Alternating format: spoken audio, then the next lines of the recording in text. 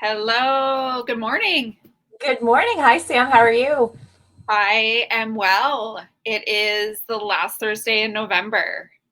It is. This is our last show of November, so Yes, it's so it's crazy. unbelievable. This month has flown by, but I think we could say that about the fall in general. So, Yeah, no, or this year in general, actually, yeah, sure weirdly enough. enough. Yeah. Yeah. So yes, happy Thursday morning, and we're excited to have our guest here today, coming to you from the offices of CBDC in downtown Truro. One of our favorite people. Yes, without further ado, here is Alana Hirtle. Yay! Yay! Yay! Always. The crowd goes wild. Fabulous. I love the jazz hands. Well, here's what I learned. I'm taking over right away, but here's what I learned. Since we've been in COVID world, I've been hopping on some Toastmasters meetings locally, and because it's not really effective to clap after a presentation, what they do to clap is jazz hands. This is in the deaf community as well. That's someone with a musical theater background. Hell's yeah. Why would you not? So I've kind of just taken that over for everything I do. It's just second nature for any theater people, right? It's like, yeah, bring it. I always joke it's also Kermit hands. If you've ever seen the video of Kermit going crazy, that's and I'm wearing green. As am I. What are the odds of that? It all comes together. It's like we planned it. It's almost. Yeah. So thank you for joining us, Alana. We have had so many different guests on these shows that we've been doing. And sometimes people ask, like, Truro famous? Like, if you're not from here, they question why, like, we would be chatting with you. But it's either you've been here and you're famous because of things, the roots that you've built here, and you've moved on and come back and whatnot. But also there's people who, like you, who are not originally from Truro, but who came here and just everybody knows you. Yeah. Some would say I moved in and took over, but I prefer to think of it in a much more gentle way. But we let you do it, Alana. So it's true. There was a niche. There was an opening, and I moved in as quickly as I could. Now I am from away, but not too far away. I'm a South Shore girl. I'm from Bridgewater area originally, and have lived in Nova Scotia all but 82 days of my life, and that's a story we just won't get into right now. But I moved here for work in the summer of 2013, and really didn't know a darn thing about Truro. I thought Robie Street was Truro, and no offense to Robie Street, there frequently.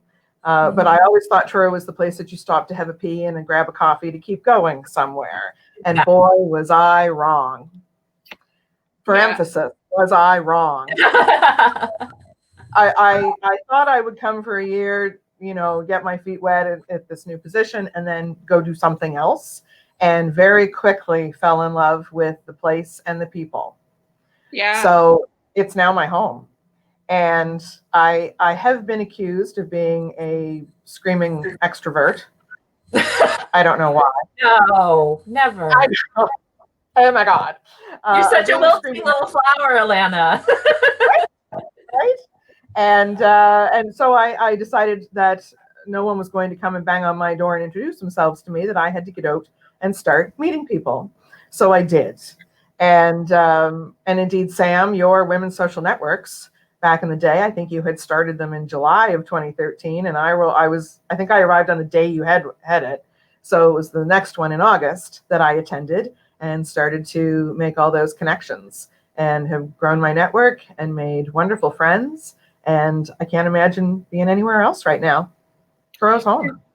And that's so awesome, Alana. And I think there's a lot of people who just assume that you're from here based on your, first of all, like your passion for Truro and the fact that you're so well connected in the community.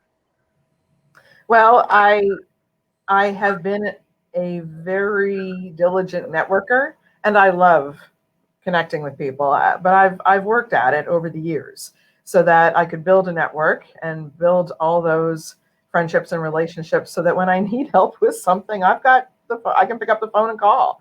And I've made great friends here, and they've simply added to the abundance of great connections and great people in my life.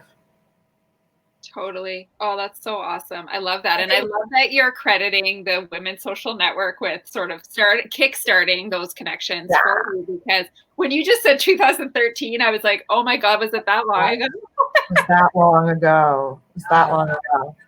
Well, my first recollection of you, Alana, is from, and I'm sure I met you before this, but the International Women's Day event that used to be at the Holiday Inn. And you had the most amazing shoes on, of course. And I think I took a picture of them or something like that. But you did. Going, look at these, darling. And I was like, I love this woman. That's right. I forgot about that. But yes, I did. I don't remember what shoe, but I remember the shoes. I still have them. Yeah. I wanted to say they were red, but that's my only thought about them. But yeah, that's a pretty good first memory to have of somebody, I think. Yeah, well, shoes. I have those of you who are on my Facebook may have seen the post I shared last week. I have a friend named Sarah in Yarmouth who is stunningly beautiful and has a good friend who is a professional photographer. So they've been doing all these really fantastic photo shoots just for kicks and putting great sayings around it. And the one was about resilience and forging through and being strong as a woman. And at the end it said, so click on your best heels, put on that lipstick, and be the beautiful disaster that you are. And I was like, I got the heels and the lipstick. I'm doing it.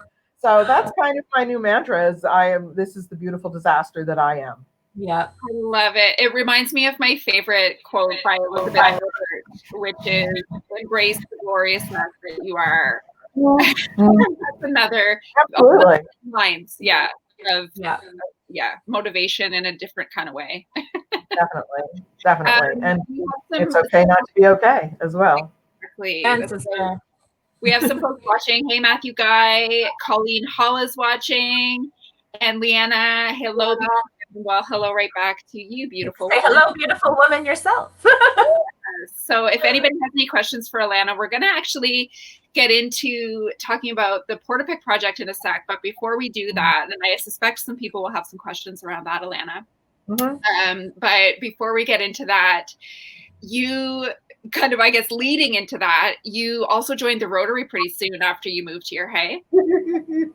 I did. Well, again, coming to a new town and not knowing anyone, having come from a service family, a service-oriented family, it made sense for me to find a service group to join. So I did a little research to see what groups were here and what made the most sense. And I thought, well, Rotary, business people, they'll be connected. I can go meet them. So I invited myself to a meeting and strolled in and ended up sitting with a group of the older gentlemen, and we had a lovely luncheon. And at the end of the meeting, one of the gentlemen said, so dear, I think you're going to come back next week. And I said, well, I don't know. I gather I need to be sponsored. And they all, I'll sponsor you. I'll sponsor you. I had all 8 of them wanting to sponsor me, because at that point I was like the young hottie in the room. That has changed. I'm not that I'm not a young hot, but anyway, we have a lot of younger members now, which is great. So I am no longer the young hottie. I'm just like the middle-aged hottie, I guess, in the room. Yeah. And I feel like one of few women at the time too. Were you? Oh, there were probably 20. There were probably 20 or so women. Okay. Of our 65 membership. So not too bad. Yeah. That's not bad. Not bad. No, it's good. And you guys did a wonderful hate the word pivot, but I'm about to use it. Hollywood fundraiser this year, which was, I've never physically gone to the fundraiser, but I participated. I know. Next, when we do it again, I will go. But changing it to being pick up this amazing Indian meal that was, oh my God, it lasted me for 2 days because, I kind of spaced it out to enjoy it longer. There was a lot of food. It was great. And I've complimented you on this so many times, but it was so well run. like you just drove up, you know, somebody came up to your window, all of a sudden you had a bag and you were gone. And just a fantastic way of doing it. Yeah. And it worked really well, I have to say. And I was not directly involved in that event, only as a member of the club, and I didn't end up working it. So I cannot take any personal credit for that event. Throw that credit in the direction, because Jane Gorley Davis was my window person. Yes. Yeah. It's so good to know that she's got a new job. God love her. Yes, no, Anna Rutherford from Big Brothers Big Sisters was the chair of that event. And Laura McLaughlin from Grant Thornton was directly involved as well, and with the silent auction component too. Yeah. They put a lot of hours in, along with the rest of the committee, and did an amazing job. And it really, I mean, COVID has affected everyone. Yeah. And for many Rotary clubs, it's really taken away their ability to raise funds to then be able to support individuals in the community. So we really were very concerned about what that would mean, because we are going ahead with our community yearbook, FYI. If you've participated before, you would have received an email by now, and we'll be following up. But we spent a lot of time really through the late spring and early summer trying to figure out what's going to work. How do we make this happen so that we can still provide support to the community and, you know, continue to do the work that we do, while being sensitive to people's individual situation and whether they can afford to attend something or not. So the price did drop, reflective of the different experience, but I think the value for dollar for that event was phenomenal. And it worked so smoothly that, you know, there's some conversations about, do we what need does this mean on a go forward, right? Yeah. But even the added touch of a list of, you know, movies to watch. The movies. Like, that's that added, and of course, you know, we are all added event planning experience, and you know that little touch is always that thing that when I saw that I was like, how cool, just more thought. So yeah, exactly. And you know, the committee in partnership with Omen Minakana, who were I don't want to say instigators, but they approached us originally back in 2014 to do the first one, and have been with us, you know, driving the bus essentially hand in hand with us for the last 6 years. So it's been a phenomenal experience. We're so pleased that it went well and that we had the kind of response that we did for that event. And, you know, we're talking about 2021 already. So yeah. So cool. And I feel like, I mean, I've said this so many times, but I feel like those little tweaks moving forward are the pluses that have come out of all of this, is just forcing us to kind of reevaluate how things have been done, and maybe obviously, you know, still doing something in person, but maybe tweaking it a little bit so that, you know, we can incorporate different things that we never even considered before. Exactly. I mean, necessity is the mother of invention in this case. And in every case since March, you know, we've all had to really take a good hard look at how we do things from both a business and a fundraising perspective. And, you know, how do we continue to serve and get the job done? Yeah, well, you guys are still super busy, and so that leads us like directly into our conversation about the Portapic project, because of course, you know, none of us would have ever expected what happened in March, but also, of course, what happened in April in Portapic, and you guys were able again to kind of, I guess, on the spot, on the fly, come up with this fantastic project. And we're gonna, rather than me stumbling through what it is, we'll give you the opportunity to tell everyone what you're working on. Well, thank you, and thank you so much for giving us the opportunity to share this this project and this experience as well. So yes, like everyone in April, after the tragic event in Portapic and the surrounding area, we all felt helpless. We all were shocked. We all wanted to do something, and the benefit of being a Rotarian is that we have the capacity to make something happen. We are people of action. That is the international tagline, and we truly are. We're people of action.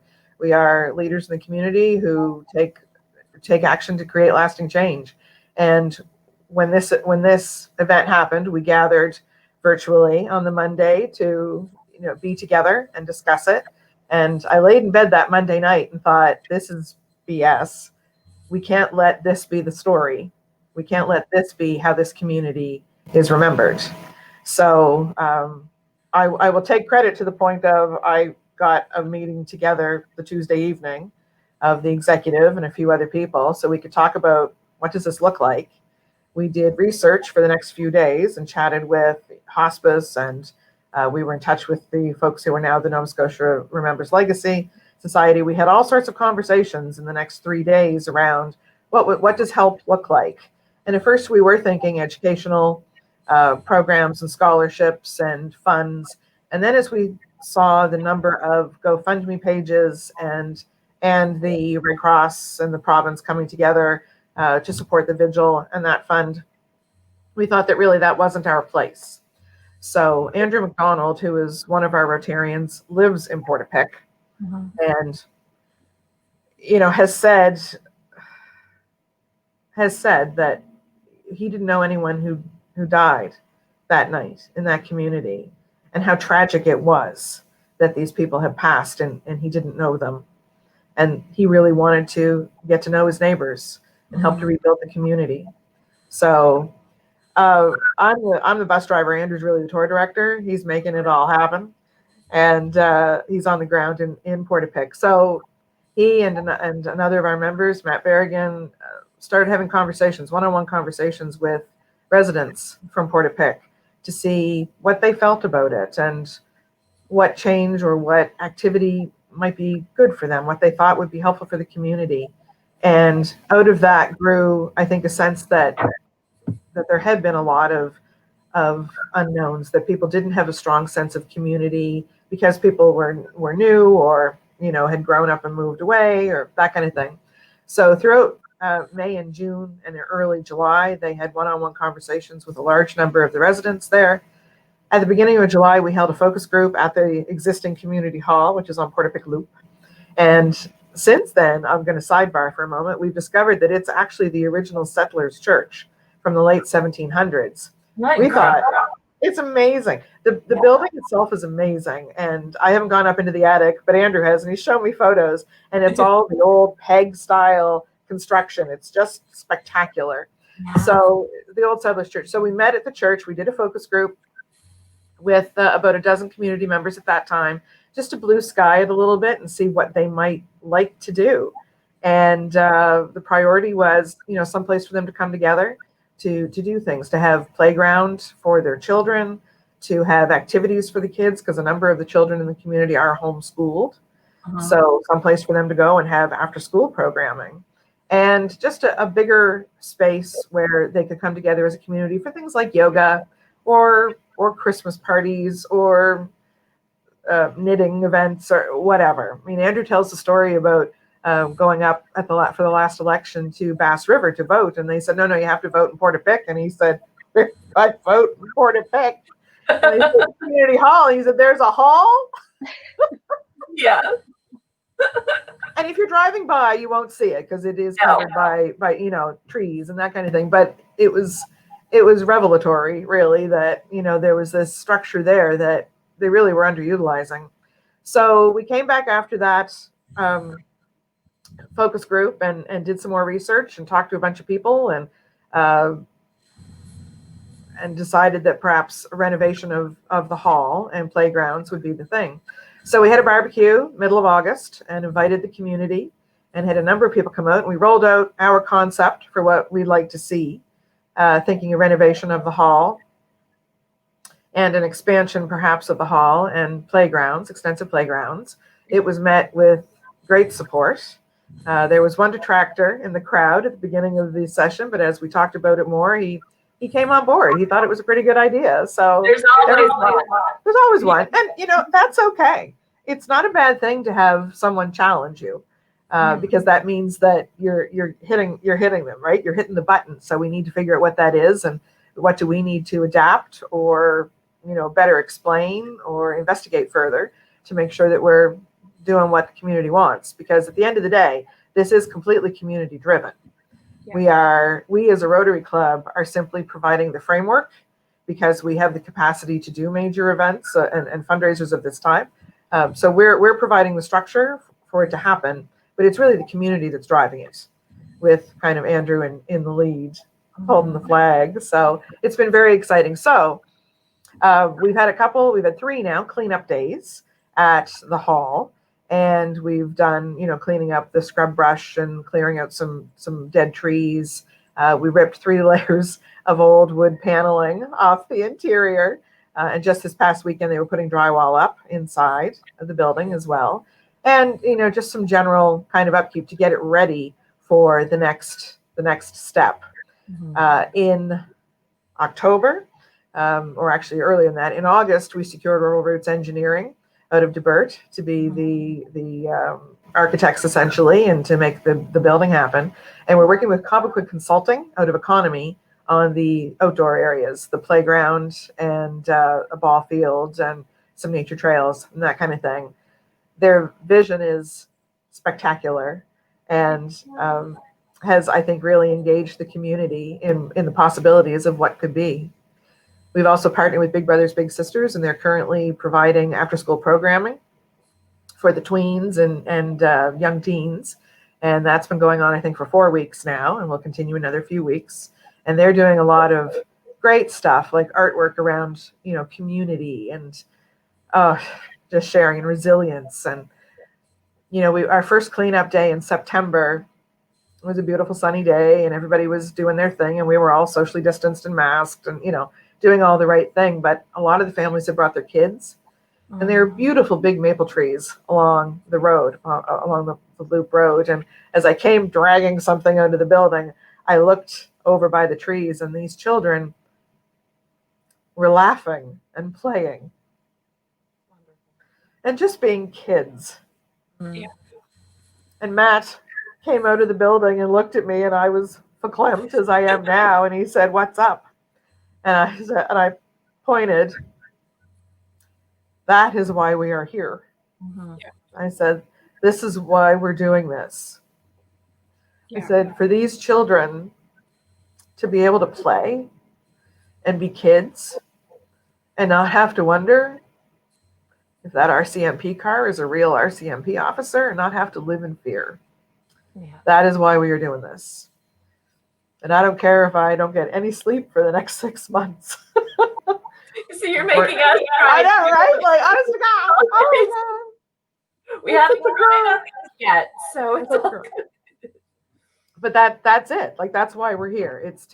It's to provide the foundation for this community to be able to, like, rise from the ashes, and literally and figuratively, and become.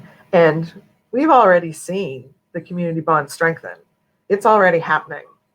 And I don't want to say that the building is a means to an end, because it will be a great thing and will be utilized by the community when it's done. But being able to provide these individuals, these families, with that safety net, and allowing them the opportunity to come together and rebuild themselves from within is pretty darn powerful. Yeah. It's just such an amazing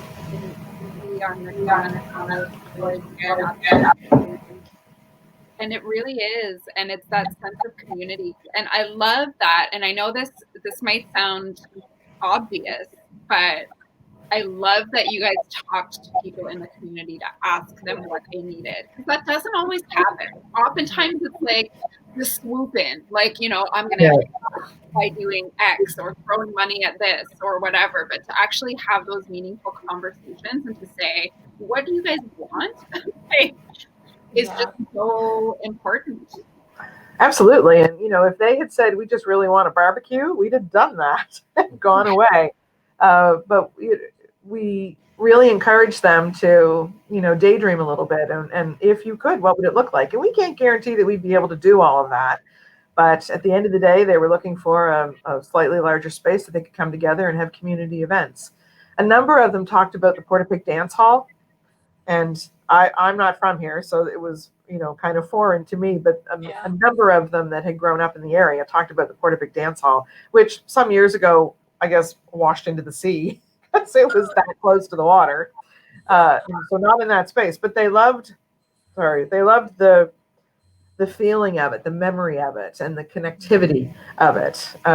we all can remember when we were younger, those things that brought us together and how special it was. And they were looking for perhaps not the actual building to be the same as the dance hall, but to have some place that the community could gather and just be together and experience, that kind of community spirit and resiliency. So that was a big driver for it. And then, of course, some things for their kids to do. So yeah, we actually have a mock-up. Would you be able to pop that up? I was just going to say, you read my mind. Woo. So this is very exciting. So the main property is where you see is on the right-hand side. The cemetery and everything to the right is the property that is currently there. The Hudson family, who own the very large property, several acres next door, have agreed to sell us this 1 acre plot on the left-hand side so that we can really expand the building properly and put a good-sized playground in. So the existing building is the rectangle down near the Portapic Loop, with the white, black and white lines there. Technically, it sits across the property line. So, and the floor is bad, so it is going to need to be moved. Mm-hmm. So the intention is that the larger box where you see the arrow moving into it, so the lined part will go into the middle of an expansion. We have to replace the floor anyway, so what the heck? Let's lift her up and move her, is what we figure. So we're going so the gray, the dark box in the middle would be the new addition on each side of it. Move that into the center of it. They're actually talking about jacking it up. We're going to renovate and take the ceiling out so that we can see the exposed beams in the attic and all that beautiful old work from the late 1700s.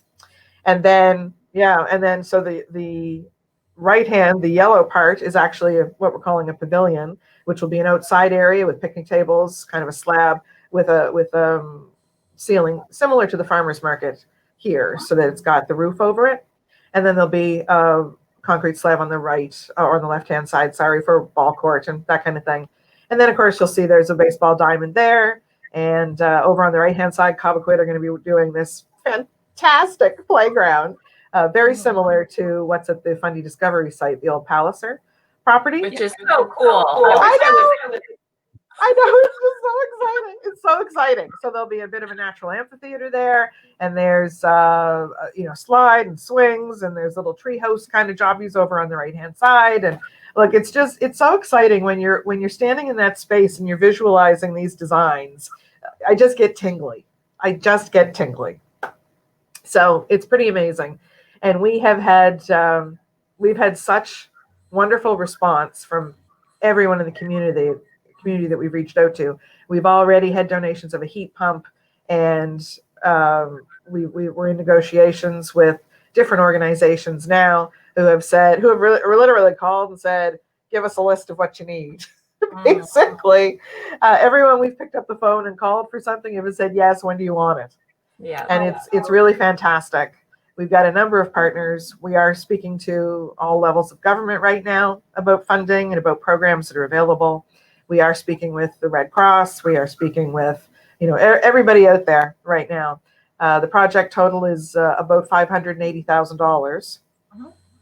Although we do expect a good chunk of that to be in kind. Yeah. And a good chunk of the in kind is coming from the community members. So it's not like we're going to hire a construction company to come in and do everything and we stand there with our arms folded and watch. The community members want to get in and roll their sleeves up and do something. So they will be, as much as possible, rebuilding their community, literally, with hammer and shovels. And that's probably that percent of the value of this is that community aspect of actually working together on rebuilding it and process. That's it, right? So it's their vision. It's them deciding what they want this space to look like for them and their families and their community. And it's they themselves. We have cleanup days and 3 big tractors roll down the road because, they've all driven over and they throw a chain around something and they haul the stump out and they do something else and they're shoveling. And, it's kind of funny because they are so anxious. They are driving this activity. And again, our club is enabling them to be able to do this, but it's they who are making all of this happen, and it is they who are going to rebuild their own community with our help. Yeah. So we have the privilege of talking to Andrew about the project myself, and when he sat there and I knew he was going to ask me to help in some way, and I kind of sat there and went, "You have a yes," as soon as you started talking about it, because so many of us who weren't directly affected, right, spent since April wanting to do something. How? Exactly. Because it's A, Nova Scotia, B, rural Nova Scotia. We always want to do something to help. And we've kind of all been sitting on our hands and saying, so exactly. He said, can you? I'm like, yeah, I don't care what you're asking me to do. I don't have a tractor, but I'll do what I can do. But at some point we'll need to paint as well. I can paint. There'll be all sorts of things to do, and we've been overwhelmed and so pleased with the response so far. We had some figuring out around how to accept donations due to charitable statuses and qualified donees and all that kind of CRA hocus pocus. So we felt it made the most sense to partner with the Community Foundation of Nova Scotia, and we connected. It was still April when we connected because they wanted to do something as well as everyone else, and they have the capacity to accept donations and provide receipts. Wonderful. Every club does not itself. So we partnered with them, and their website is they have something called the We Rise Again Fund. So if you literally Google We Rise Again Fund, it brings it right up to that page, and then there's a Donate Now button, and you do have to choose the We Rise Again Fund because they have a whole number of programs that they accept donations for. But it is the We Rise Again Fund, and the information on our project is on that page on their website. So they are accepting donations on our behalf, and we'll be funneling the money.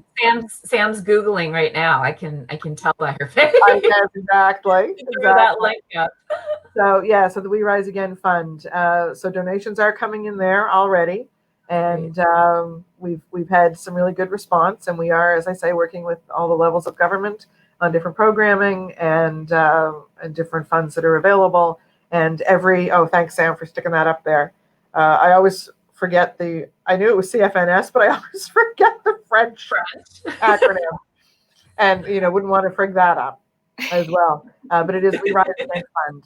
And so lickety split, you get the receipt almost instantaneously in your inbox as soon as you make a donation, and every dollar will go towards this project. There is a small admin fee. I think it's 1% or something that they have to pay to cover receiving costs, admin costs. But all the proceeds for the We Rise Again Fund will go to this project, and it's been wonderful to have them as partners on this. And really, the response we've had has just been overwhelming. We've communicated to Rotary clubs throughout this region, and I've just sent a submission in for our international newsletter and our magazine. And at the time in April, we had contact from Rotary clubs all over the world, really, many through Canada. So we've been reaching out to them and letting them know what we're doing, and everybody wants to help in some capacity. So we've been getting sometimes small amounts, sometimes larger amounts, but it's all welcome, and it will all go towards this project.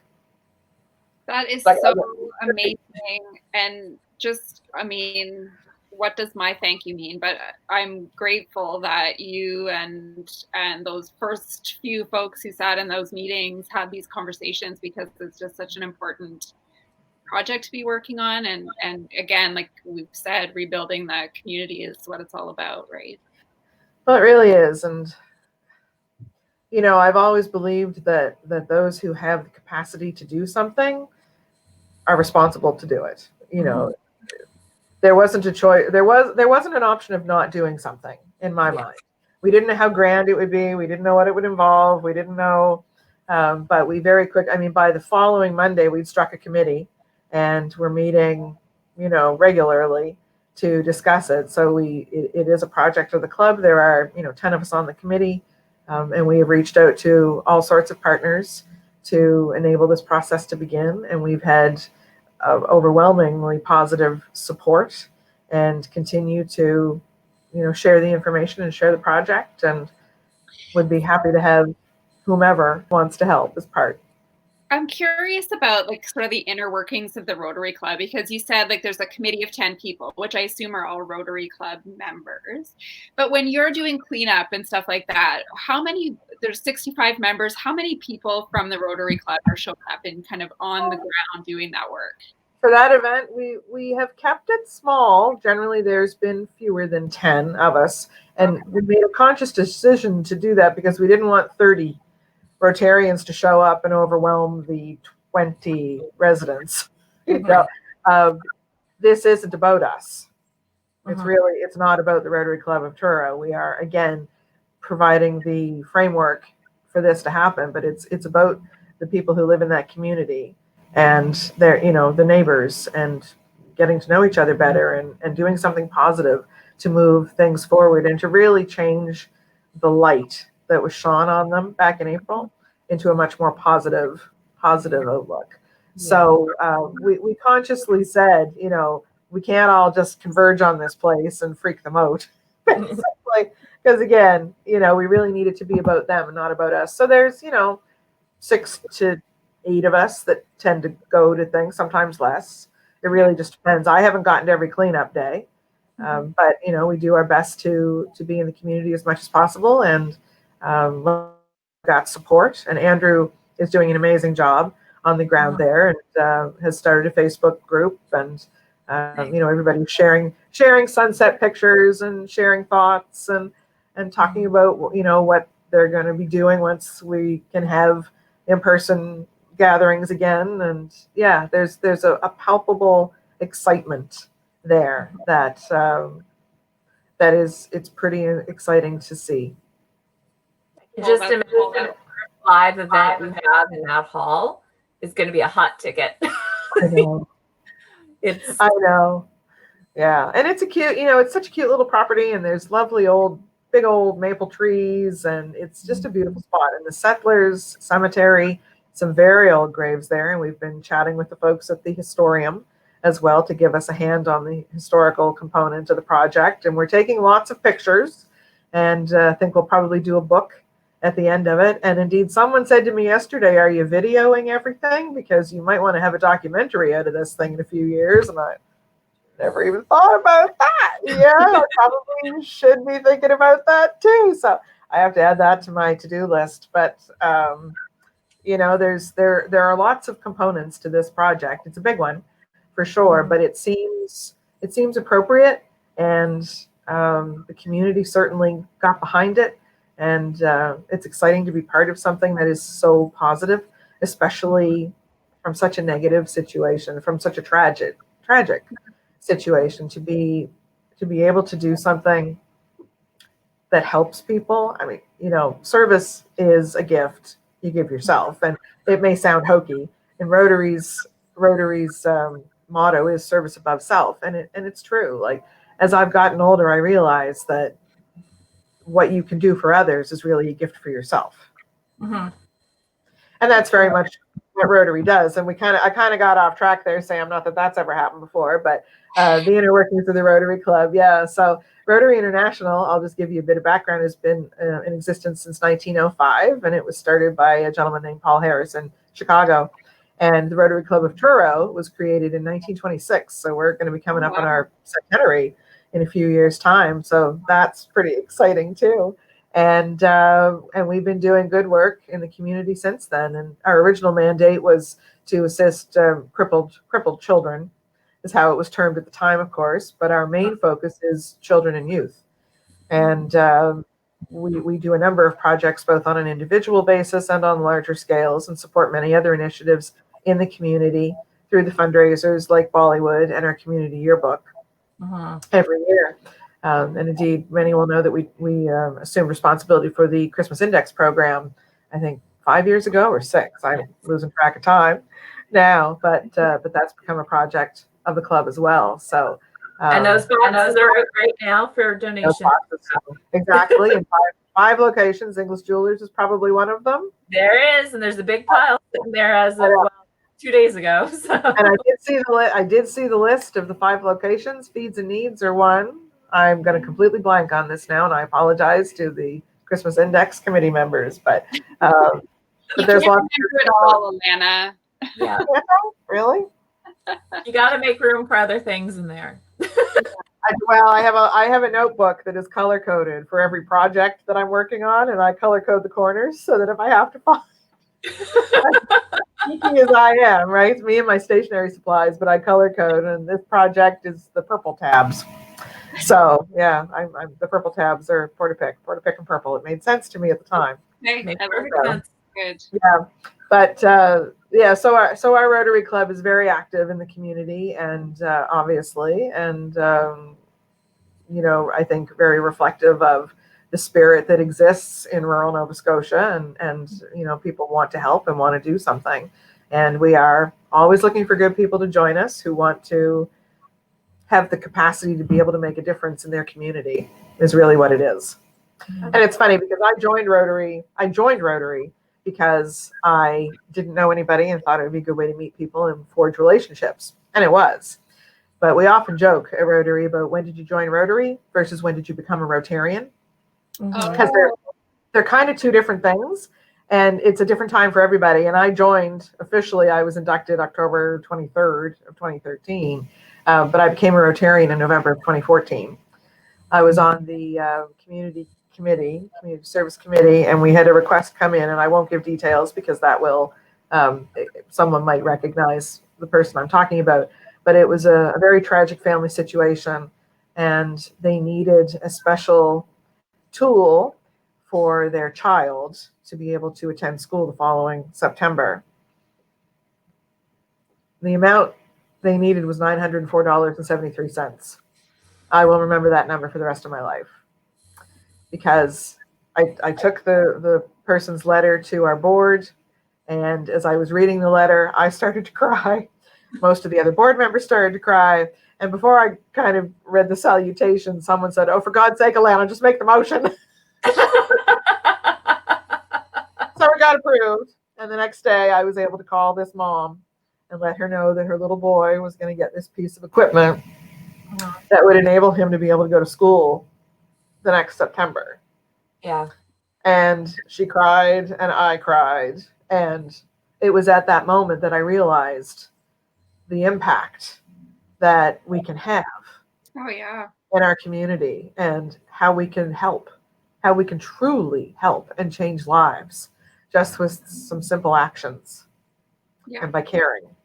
So that's when I became a Rotarian, and I will be for the rest of my life. I can't imagine my life without it. Oh, that's so great. I love that story. And I didn't realize that requests like that came through Rotary. Do you know what I mean? Like I wasn't honestly aware of the process of how the Rotary gave back. Yeah. So it could be small. I mean, sometimes it's small, like wheelchair batteries. Not that theirs are small or inexpensive, or, we had another situation where there was a child and an infant that was at Sick Kids in Toronto, but they're from Truro. And they reached out because there was some piece of equipment that they needed to, bless this little one, keep their lungs clear. And because they were in Toronto staying there because of the child, they had defaulted on the payment for this machine. And there was risk of this machine being taken away from this child. And we were like, oh my God, pay the damn bill, So it's that kind of, like, it can be anything from my child needs an iPad to because of, different learning issues and or software, or it could be braces, or it could be, just anything. Oh, but cool. Primarily child and youth focused. Mm-hmm. Awesome. Yeah. So Truro, my community chairs are probably going to smack me for this, but TruroRotary@gmail.com is how you would. Someone's going to send me a hate message shortly. Not at all. Not at all. It is what we're here for. It's what we're here for, and it's our privilege and our pleasure to be able to support individuals, families, and organizations in this community that need help. Yeah. I think anybody who lives in this community knows the great work that Rotary does here. Like, you know, you've got your name is on the workshop building, you know, those sorts of things. Rotary makes a huge impact in the community as a whole. Yeah, it does. I'm incredibly proud to be a Rotarian and to play some small role in the work that we do.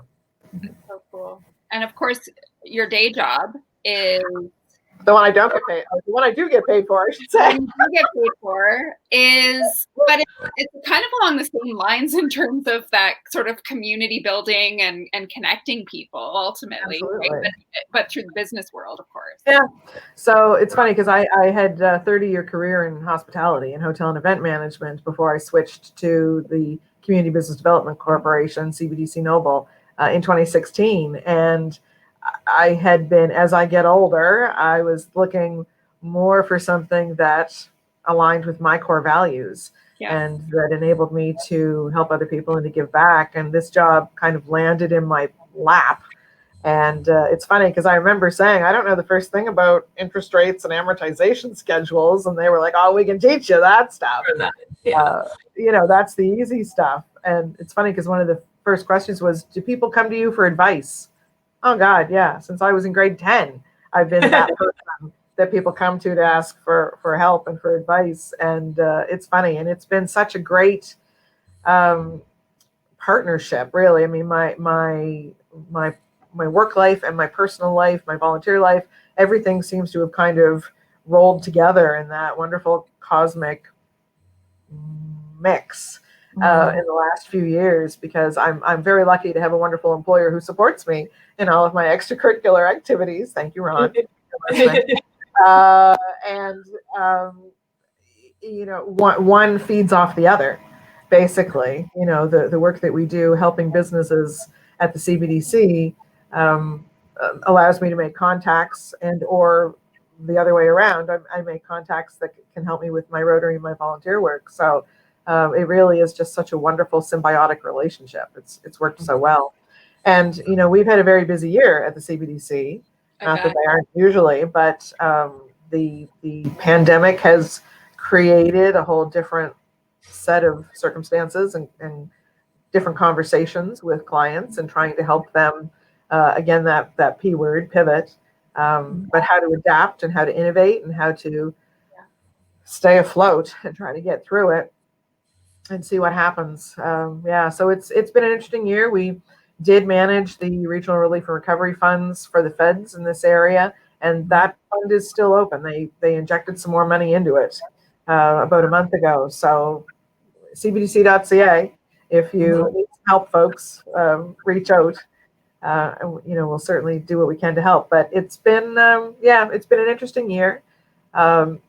This Port-a-Pic project has certainly provided an opportunity to do some good in a really bad situation. And, you know, it's helped me on my personal grief process as well. Many people will know that I lost my partner a year ago in October. And it's funny how the universe provides opportunities. And generally it's the things you don't think you need. You know, I couldn't possibly deal with more grief in April, but yet there was more grief because of the situation. So not that this is about me in any way, shape, or form, but the byproduct of this project for me is that it's helping me to process through my own grief, because I'm able to help other people, and that, you know, makes me feel better and feel productive, and it's given me purpose over the last number of months too. So it is bizarre and freaky how things work, but being able to be involved in this project has been an overwhelmingly positive experience for me, and will continue to be as we see it come to fruition. That's so cool. Very appreciative of you for sharing all of the details behind that. I know it's been kind of out in the media a little bit, but to kind of get to see that mock-up and have an in-depth conversation, I think is so cool. To see sort of the behind the scenes stuff. So thank you for that, Alana. And we do have one final question for you, courtesy of Business Hand. So our final question is based around our Most Loved Place to Show Off Truro Award. So Where is put you on the hot seat? Where's your favorite place to show off Truro when someone comes to visit? Or well, seeing as we're just gonna say Truro. I like Truro as a whole.